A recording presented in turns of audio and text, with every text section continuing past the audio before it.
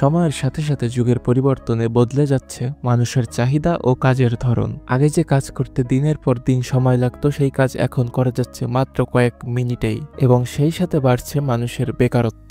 আজ থেকে কয়েক বছর আগে যে স্কিল আপনাকে সবার থেকে এগিয়ে রেখেছিল, আজকের দিনে এসে সেই স্কিল হতে পারে আপনার পিছিয়ে পড়ার প্রধান কারণ। বিসমা ফরিদ দিল্লি ইউনিভার্সিটির একজন শিক্ষার্থী, কলেজ টপার, স্কুল, কলেজ এবং নানা ধরনের অ্যাচিভমেন্টের তালিকায় রয়েছে 10টা মেডেল আর 50টা সার্টিফিকেট। কয়েকদিন আগেই সোশ্যাল মিডিয়ায় তার একটা পোস্ট খুব ভাইরাল হয়েছিল। এত মেডেল সার্টিফিকেট থাকার সত্ত্বেও তিনি কোনো ইন্টার্নশিপে সুযোগ পাচ্ছেন না। পুরো পোস্টটার সারমর্ম এই যে এত অর্জন তার কোনো কাজেই আসেনি, বরঞ্চ চাকরিদাতা প্রতিষ্ঠানের প্রয়োজন ছিল বাস্তব স্কিল। একাডেমিক পড়াশোনা এবং বাস্তব কাজের অভিজ্ঞতা, এই দুটোর পার্থক্য একটা সমুদ্র সমান। বইয়ের থিওরি এবং বাস্তব অভিজ্ঞতা যে দুটো আলাদা কথা তা একমাত্র কাজে নামলেই বোঝা যায়। ভালো করে পড়ো, ভালো নাম্বার আনো এবং সফলতা নিশ্চিত করো। যেসব বাবা মা এই মঞ্চ শেখাচ্ছেন তাদের সন্তানদের, বলে রাখা ভালো এই পদ্ধতি এখন সেকেলে হয়ে গেছে। বর্তমানে শুধুমাত্র একাডেমিক গতানুগতিক পড়াশোনাই নয়, সফলতা পেতে হলে আপনাকে পড়াশোনার পাশাপাশি অন্য রাস্তাও খুঁজে নিতে হবে। বর্তমানে শুধুমাত্র জিপিএ 5 কিংবা হাই সিজি দিয়ে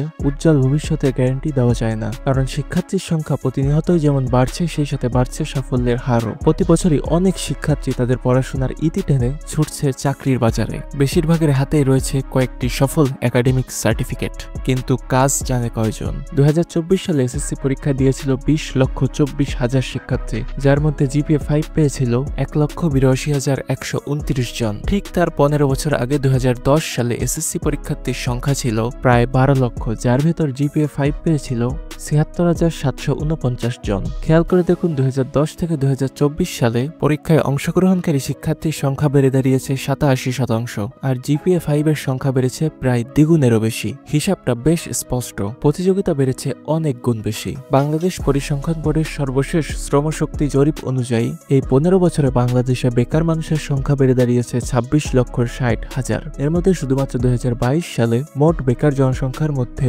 উচ্চশিক্ষিত তরুণদের অংশ 9.7% থেকে বেড়ে 27.8% দাঁড়িয়েছে। স্কুল, কলেজ, জিপিএ 5 শিক্ষার্থী সবকিছু পারছে, তবে স্কুল বলুন কিংবা চাকরির বাজার, সব জায়গায় কেন এত অবনতি? কেন বাংলাদেশে বেড়েই চলেছে শিক্ষিত বেকারের হার? আজকের ভিডিওতে আমি আপনাদেরকে এমন 5টি বিষয়ের কথা বলবো যা একজন ছাত্র অবস্থায় করা একদমই বাধ্যতামূলক। তো ওয়েলকাম করছি মিস্টেরিয়াস এসএমএস এর আরো একটি নতুন এপিসোডে। তো চলুন মূল ভিডিওতে যাওয়া যাক।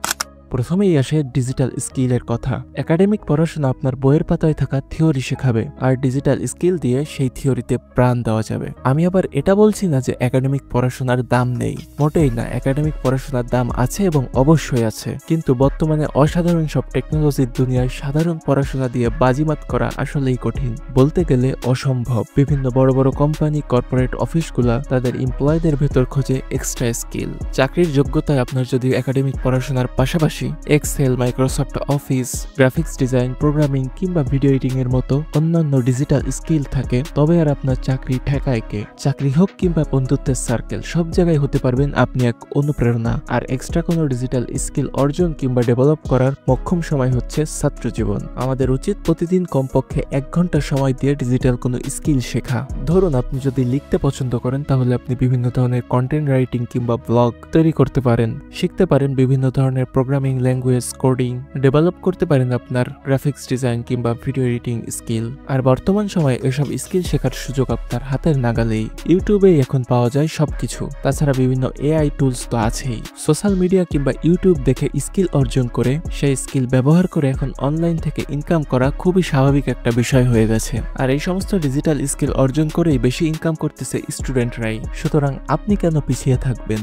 আমাদের এই তালিকায় 2 নম্বর পয়েন্টটি হলো অলিম্পিয়াড। স্কুল, কলেজ কিংবা ভার্সিটিগুলোতে বর্তমান সময়ে অনেক পরিমাণ অলিম্পিয়াড হয়। অলিম্পিয়াডগুলো হলো এক একটা নলেজ হাব। গণিত, বিজ্ঞান, ইকোনমিক্স অলিম্পিয়াডগুলা শুধুমাত্র জ্ঞানের প্রতিযোগিতা নয়, বরং বাড়ায় প্রবলেম সলভ করার ইনস্ট্যান্ট ক্ষমতা। যে কোনো স্টুডেন্ট তার স্কিল এবং শেখার আগ্রহকে আরো বাড়াতে পারে যে কোনো অলিম্পিয়াডের মাধ্যমে। বিভিন্ন স্কুল, কলেজের শিক্ষার্থীরা যখন একসাথে হয় তখন যে একটা কম্বিনেশন হয়, ওইখান থেকে অনেক কিছু জানা যায়, শেখা যায় এবং এগুলো বাস্তব জীবনে অ্যাপ্লাই করা যায়, যেগুলো আপনি ঘরে বসে একা একা পড়াশোনা করে কিংবা কোচিং এ গিয়ে আপনার স্যারের সামনে বসে একটা প্যারাগ্রাফ মুখস্থ করে কখনো অর্জন করা সম্ভব নয়। বিভিন্ন অলিম্পিয়াডের এইসব অ্যাক্টিভিটি পাল্টে দেয় একজন ছাত্রের কোনো কিছুকে দেখার দৃষ্টিভঙ্গি। আজকের শিক্ষার্থীদের দৃষ্টিভঙ্গির এই পরিবর্তন কয়েক বছর বাদে পাল্টে দিবে গোটা পৃথিবীর দৃষ্টিভঙ্গি। 3 নম্বর পয়েন্টটা কারো কাছে অনেক প্রিয়, আবার কারো কাছে একটু বোরিং বিষয়, সেটা হলো বই পড়া। যারা ভাবছেন ছাত্র জীবন তো কেটেই যায় বই পড়তে পড়তে, এ আর এমন নতুন কি, তারা ভুল ভাবছেন। বই পড়া মানেই শুধুমাত্র একাডেমিক পড়াশোনা কিংবা গল্প কবিতা নয়। ইতিহাস, বিজ্ঞান, রাজনীতি, আত্ম-উন্নয়ন, দর্শন ইত্যাদি ইত্যাদি সবকিছুই শেখা যায় বই থেকে। 2025 সাল বলে কথা, এখন কিন্তু বই পড়ার এই স্কিলটাকে নিজের পার্সোনালিটি হিসেবে কাজে লাগানো যায়। ভাবছেন কিভাবে? আসুন ব্যাখ্যা করছি। বই পড়ার সাথে সাথে স্টুডেন্টরা চাইলে বইয়ের রিভিউ লিখতে পারে। এতে যেমন বাড়ে ভোকাবুলারির জ্ঞান, তেমন নিজেকে পরিষ্কারভাবে উপস্থাপন করার দক্ষতাও বৃদ্ধি পায়। এই গুণগুলো কিন্তু পরীক্ষার খাতায় রচনা লেখা কিংবা সৃজনশীল প্রশ্নের মান ভালো করতে সহায়তা করে। সেই সাথে সাথে গড়ে ওঠে ভাষার দক্ষতা এবং লিখনির হাত। যখন আপনি একটা বইয়ের রিভিউ দেন, তখন আপনার আসলে ভাবতে হয় লেখক বইতে আসলে কি বোঝাতে চেয়েছেন। এখানে শুধুমাত্র একজন পাঠকের দৃষ্টিকোণ থেকে নয়, বরং একজন লেখকের দৃষ্টিকোণ থেকে আপনার বইকে বিবেচনা করতে হয়। আর এইগুলার মাধ্যমেই একজন স্টুডেন্ট শিখে যায় কিভাবে নিজের অভিব্যক্তি প্রকাশ করতে হয়, কিভাবে উপস্থাপনার মাধ্যমে নিজের মনের ভাবকে সবার সামনে প্রকাশ করা যায়। স্কুল, কলেজ কিংবা টেলিভিশনের বিতর্ক, পাবলিক স্পিকিং, এই সবকিছুই কিন্তু সম্ভব হয় এই বই পড়ার হাত ধরেই। একজন ভালো লেখক হতে গেলে আপনাকে অবশ্যই একজন পাঠক এবং শ্রোতা হতে হবে। কিছুদিন আগেই চীন সরকার 2025 সালের 1 সেপ্টেম্বর থেকে 6 বছর বয়সী শিশুদের জন্য তাদের শিক্ষা ব্যবস্থায় এআই কে বাধ্যতামূলক করেছে। আর সেই জায়গায় আমাদের দেশের বিরাট অংশ শিক্ষার্থী এখনো ঠিকমতো কম্পিউটারই চালাতে জানেন না। বেসিকের যে গণ্ডি, সেটাই আমরা এখনো পার হতে পারিনি। এখনো আমাদের বইয়ের পাতায় শেখানো হয় 10 থেকে 15 বছর আগের উইন্ডোজ অপারেটিং সিস্টেম কিংবা অফিস সফটওয়্যার। শেখানো হয় পুরাতন সব web development method, HTML programming language, যার এই যুগে কোনো ভ্যালুই নেই। যেখানে পৃথিবী দৌড়াচ্ছে 3x গতিতে, আমরা সেখানে কচ্ছপ। কথায় আছে slow but steady win the race. আমরা হয়তো সেই প্রবাদ বাক্যকে অনুসরণ করতে গিয়ে আমরা সেই স্লোই থেকে গেলাম, স্টেডি আর হতে পারলাম না। আর উইন, সেটা তো অনেক দূরের ব্যাপার। অন্যান্য দেশের সাথে প্রযুক্তিগত স্মার্টনেসের সাথে যদি আমরা তাল মেলাতে চাই, তাহলে 2025 সালে এসে ছাত্র অবস্থায় অবশ্যই আপনাকে এআই স্কিলগুলো আয়ত্ত করতে হবে। এআই টুলসগুলোর ব্যবহার জানা সবার কাছেই এখন যেন বাধ্যতামূলক হয়ে দাঁড়িয়েছে। ধরুন আপনার একজন বন্ধু আছে, সে একাডেমিক স্কিলে খুবই ভালো, অন্যদিকে আপনি একাডেমিক স্কিলে মোটামুটি ভালো, পাশাপাশি আপনার এআই সম্বন্ধে জ্ঞান আছে, আপনি এআই টুলসের ব্যবহার জানেন। এবার আপনি বলুন তো, সফলতা কার পেছনে দৌড়াবে? আপনার বন্ধুর পেছনে? না, অবশ্যই আপনার পেছনে। কারণ যুগটা এখন স্মার্ট লার্নিং এর। চাকরি, ব্যবসা, শিক্ষা সব জায়গাতেই এখন এআই দখল করে নিচ্ছে। পৃথিবীর চতুর্থ শিল্প বিপ্লবের সাথে তাল মেলাতে হলে কিংবা এর অংশ হতে হলে অবশ্যই প্রত্যেকটা ছাত্রকে ছাত্র অবস্থা থেকে এআই লার্নিং এ গুরুত্ব দিতে হবে। দেশ বাঁচলে বাঁচবে মানুষ। প্রত্যেকটা ছাত্রেরই উচিত ছাত্র অবস্থা থেকেই দেশের জন্য কাজ করা। এখানে মজার ব্যাপারটি হলো, নিজের আপগ্রেড করেই কিন্তু আপনি দেশের আপগ্রেড করতে পারবেন। মানে এক ঢিলে দুই পাখি মারা খুবই সোজা। আজকের দিনের মানুষ অন্য জেলার বা গ্রামীণ পরিবেশের মানুষের জীবনযাত্রা, গ্রামীণ প্রকৃতি, নদী, নালা, পাখি, পশু এগুলো দেখতে খুবই পছন্দ করে। আর ছাত্র অবস্থায় হাতে অনেকটা সময়ও থাকে। নিজের গ্রাম, এলাকা, নিজের গ্রামের গ্রামীণ পরিবেশ, তাছাড়া আপনি যদি কোথাও ঘুরতে যান সেখানকার পরিবেশ, এগুলো ব্লগ আকারে আপনি তুলে ধরুন, সেগুলোকে বিভিন্ন সোশ্যাল সাইটে আপলোড করুন, যার মাধ্যমে আপনি আপনার এলাকাকে পুরো পৃথিবীর সামনে উপস্থাপন করতে পারবেন। এর মাধ্যমে যেমন বৃদ্ধি পাবে আপনার জ্ঞানের পরিধি, ডেভেলপ হবে আপনার বিভিন্ন ধরনের স্কিল, কাটবে কথা বলার জড়তা, সেই সাথে সাথে নিজের একটা ব্র্যান্ডকে আপনি চালু করতে পারবেন। নিজের পার্সোনালিটিস ব্যবহার করে একটা ব্র্যান্ড ওপেন করতে পারবেন। Content writing, video editing, thumbnail design, digital marketing এর মতো ডিজিটাল ডিমান্ডিং স্কিলগুলো জানা এবং শেখা খুব সহজ হবে। সেই সাথে সাথে মানুষের নজর কাটতে পারে এলাকার কোনো দর্শনীয়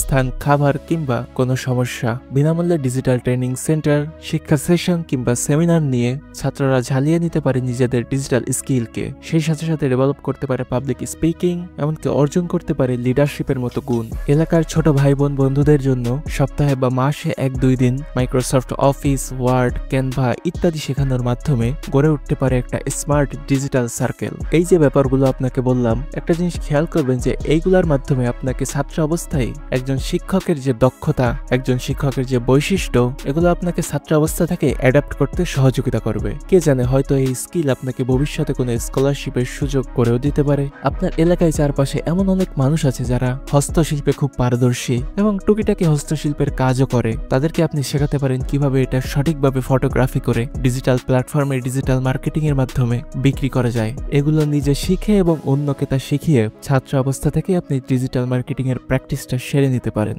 এমনকি ছাত্র অবস্থা থেকে নিজে একজন লোকাল ইনফ্লুয়েন্সার হয়ে উঠবেন। যারা ছাত্র আছেন তারা এই কাজগুলো আজকে থেকেই শুরু করতে পারেন। আশা করি আপনার জীবনে এক বড় পরিবর্তন আনার অংশ হবে এই কাজগুলো। তো আজকের ভিডিও এই পর্যন্তই। আশা করি ভিডিওটি আপনার কাছে ভালো লেগেছে। যদি ভিডিওটি আপনার কাছে ভালো লেগে থাকে এবং ইনফরমেটিভ মনে হয় তাহলে ভিডিওটা একটা লাইক দিয়ে চ্যানেলটি সাবস্ক্রাইব করে দিবেন। এবং আপনি যদি কোনো ডেডিকেটেড টপিক্সের উপর ভিডিও দেখতে চান তো অবশ্যই আমাদের কমেন্টে জানিয়ে দিতে পারেন। আমরা চেষ্টা করবো আপনার টপিক্সের উপর ভিডিও তৈরি করার। তো ভালো থাকবেন, সুস্থ থাকবেন, দেখা হয়ে যাবে নেক্সট কোনো ভিডিওতে। আল্লাহ হাফেজ।